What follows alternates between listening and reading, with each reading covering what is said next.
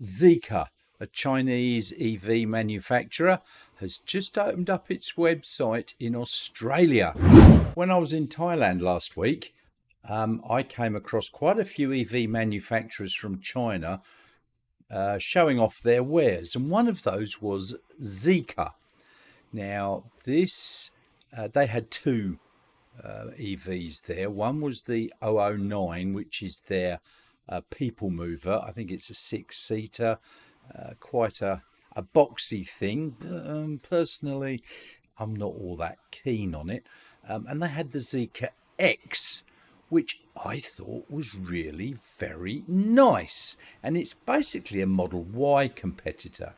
So what we'll do is we'll go to the new Zeekr website for Australia, and it's Zeekr, which is Zeekr.au. So let's have a quick look. As you can see here, they're doing a very good website. You've got the Zeekr X, you've got the Zeekr 009, and you've got some more information about them. So if we just take a quick look at the Zeekr 009, as I said, it's a people mover. It's a bit boxy. It's very luxurious inside. I do believe this is going to be around 100,000 Australian dollars or more. And it's actually, yeah, as I said, it's very luxurious inside, but it doesn't say when it's coming, just coming soon. However, let's take a look at the Zeekr X, which is quite a nice car. I actually did sit in this when I was in Thailand, and it's a compact SUV. It is slightly smaller than the Model Y, and I'll come to the few dimensions that we've got. Colour-wise, it comes in crystal white, Palace beige, mist grey, grid grey, and pine green. Not for me. If anything, I like the mist grey, maybe the Palace beige. So that's exterior. Other features that it's got here: double-edged daytime running lights, 56 independently controlled LEDs, and they've got turn signals and so on all in one. Tail lights go right across except for their little Zeekr logo there, and they've got the turn signals incorporated, and these are dynamic, so they go from towards the centre, towards the outside as it indicates, and you see that on the BYD cars. Now, from a looks point of view, it doesn't look too bad. I quite like the look of it, and as I said, when I sat in it, it was very nice inside. So if we just take a look at the proportions, its dimensions here, 4432 millimeters long. Now that is about 318 millimeters shorter than a Model Y, which is about a foot. It's 1566 millimeters high, and the Model Y is 1624, so it's almost 60 millimeters, 2 and a bit inches shorter, and it's got a 2750 wheelbase. Now the wheelbase on the Model Y, I do believe, is a little bit longer than that. It is a 2890. So 140 mil, which is just a few more inches. I don't know what this golden ratio proportions mean, but yeah. Frameless mirrors. All right. Concealed charging port cover. So it's got AC and CCS combo 2 there. It's on the passenger side, which is looks like it's in about the same place as a Tesla. So you'll be able to charge Tesla superchargers if necessary. Interior colours, you've got this charcoal black and stone grey, which looks okay. It's got sort of a little city skyline along the door here. And we also have midnight blue and polar white. Doesn't look too bad. And then mulberry and rose. No, sorry, I don't think that one's for me. Midnight blue, polar white's all right, and the charcoal black and stone grey isn't too bad either. And as you can see here, look, it looks like a blooming Tesla. It's got the horizontal screen, but it does have an instrument display through the steering wheel, and it's got heads-up display, which is very nice. So it's got the panoramic sunroof, doesn't open. Reading lights, two-tone, okay. Intelligent cockpit delivers a truly immersive user experience. Yeah, it sounds very much like dealer BS, doesn't it? But it looks quite comfy inside, and having sat in them, it's very, very nice. It's got a squared off steering wheel at the bottom, and ice block ambient lighting. It's got 17 sets of ambient lights, a very reasonable surround sound system, 13 speakers, Yamaha speakers, and arc-shaped panoramic roof. Doesn't look too bad actually from the inside.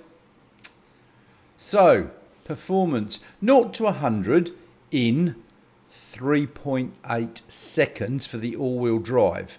That's pretty damn reasonable. You get peak power of 315 kilowatts in the all-wheel drive. It only does 150 kilowatt DC fast charging, so 10 to 80% is 30 minutes. Look, it's not too bad. Now it says 540 kilometres all-electric range. Now this is on the WLTP, which is the Australian standard, not the CLTC, which is the Chinese light vehicle, whatever, that's a gross overestimation. This is still an overestimation. And as it said here, it's in accordance with Australian Design Rule 81-2, which is the set WLTP standing. Brand new electric experience. Now, these batteries are NMC, nickel manganese cobalt. They do not have an LFP battery version. It's got anti-collision beams, comprehensive airbag system. Now, it did get a 5-star Euro NCAP rating. That will be accepted in Australia as a 5-star NCAP rating. Interactive cockpit, we've just seen that. I mean, it's very pleasant inside. I've sat in this and walked around it. It features a Qualcomm Snapdragon 8155 chip, 16 gigabytes of memory, and 128 gigabytes of high-speed storage. Now, it does have a nice augmented reality head-up display system. That doesn't look too bad. It'll get the speed, the max speed, you're turning in 100 meters and so on. So that doesn't look too bad. And it's got an intelligent voice assistant. Now, Neo have got Nomi. Zeekr have got their own voice assistant system. Didn't get a chance to try that before. Now, one good thing it does have is over-the-air updates. More cars should do this. Hopefully it'll actually work. It does have an intelligent driver assist system. Now, it's got 5 high definition cameras, 5mm wave radars, 12 ultrasonic sensors, and supposed to improve driving safety. It does have intelligent cruise control as well, I believe. So if we go into discover more, it comes up with a little video. So I better not play that. I might get copyright strikes. So that is the Zeekr X, which doesn't look too bad. So overseas, it comes in about 3 trim levels, I think. I'm not too sure what we're getting.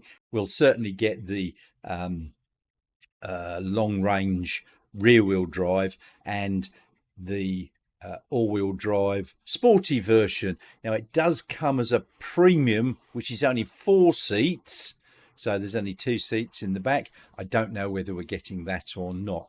We shall wait and see. Now there is also the Zeekr 009, which it says coming soon. I'm not too sure about that.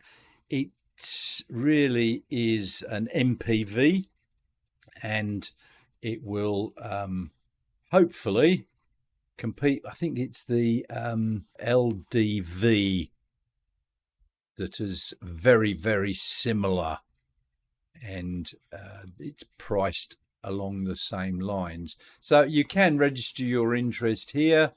As I said, I think the Zeekr X, which is a Model Y competitor, is going to be very competitive. Now, pricing here is a little bit, don't know at the moment. It's around the 60,000 to 75, 80,000. So the lower price is for the base rear-wheel drive model, which is long range, and the upper price is for the performance.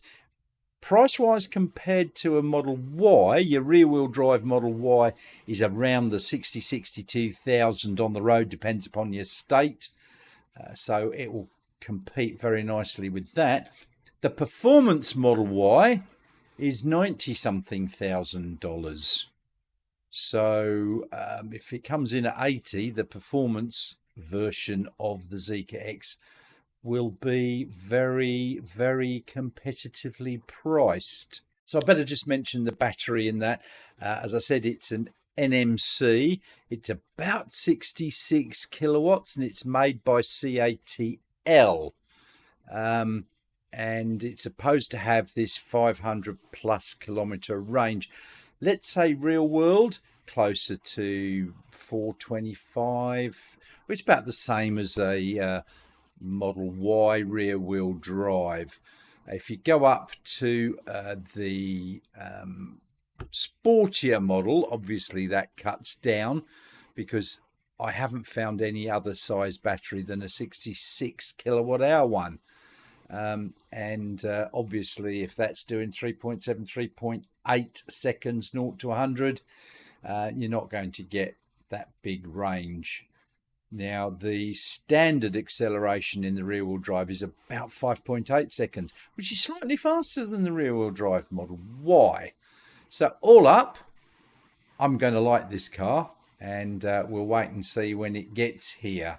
So there you have it, the Zeekr X and the Zeekr 009. Now, the X is supposed to be coming in a few months, so certainly before the end of the year. The 009, I don't think it's going to come quite that quickly, but I'll be really interested to see the Zeekr X. So what do you think about that? As I said, I saw it in Thailand, and there, the right-hand drive, same as we are in Australia, and it's there. It was going to be introduced September, I think.